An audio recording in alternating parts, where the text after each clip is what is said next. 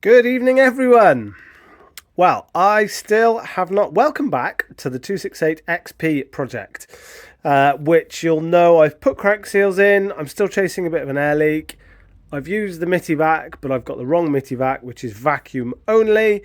I haven't bought the other one yet, but I've worked out a way to get pressure into this. So I've got a bike pump that I have just attached here. It's got a little pressure gauge.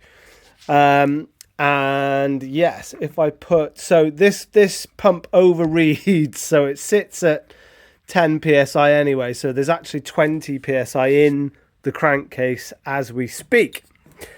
So if I get my soapy water and spray it on here, it blows a great big bubble out of the oil pump, as you can see, and it also does it at the other end as well. So it does it here. Oh, there you go. There's blown another one up there now. See, it blows. Let me put this level a bit more actually so we can see. It's a bit better. A bit more level. There we go. Bit more level. Bit more juice. There you go. Blowing bubbles from around.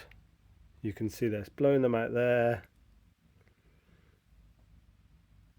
We've dropped pressure a bit probably. Let me give it a little bit, another pump of pressure. Up goes the pressure. Oh, there we go. So yeah, whoever said it's the oil pump seals, the big O-ring that I didn't even know was a thing. There's an O-ring in the back of here. Well done. But I'm really pleased because it's not my... It's really not my crank seal, which is really nice to see.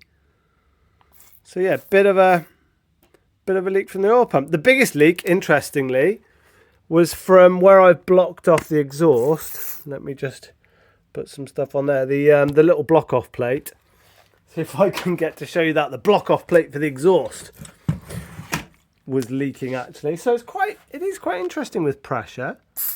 There you go. If I squirt some in there, there you go.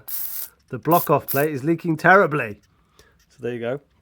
But my front one isn't. My car block off plate is not leaking. So it's interesting. So you don't actually need a Mitivac at all to test these things. So yeah.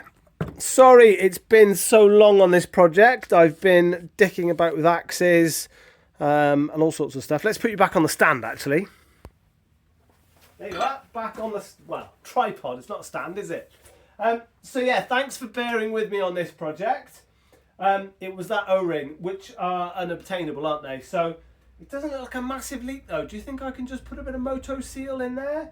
Or, no, I don't use Moto Seal. I use the 3M one, whichever it is, to seal cylinders. I think that's what I'll try. Anyway, a bit of silicone or something. Try and get it to seal in there. So thank you to everyone who suggested that. I'm going to try that. And I'm going to run this thing. Getting close to Christmas now, so yeah, sorry, I've been dicking about with axes and stuff and trying to get the 500i running. So the other stuff I've been doing on the channel has taken a little bit of a back seat. But we will commence more in the new year with silly chainsaw buys. There's a few I've got my eye on. Keep getting drawn to 572s, 565s. There are a few cheap 592s about as well, actually. But 56572, what do you know about them? What do you think about them? Have you run them? On paper, 572 on paper looks rubbish. It doesn't look any better than a 372. But every video I see when they run really strong. They seem to port up really, really well. I've seen people running them against 500s and ported 500, ported 572. They seem to hold their ground. So maybe they can, maybe you can wake them up. I don't know. Maybe they're better than the statistics say. What do you think? If you've got one, if you've run one, please let me know. I'm super interested to know. I'm going to get this 268 XP back together now. This is the one with the finger ports and stuff that we did in that video ages ago. And see if we can get it running. Maybe run it against that 266 that I've got and the 365. All of those 65cc saws I did that little cut off with. That's what we need to do. So we'll do that. So yeah, thanks for watching. Just looking at this.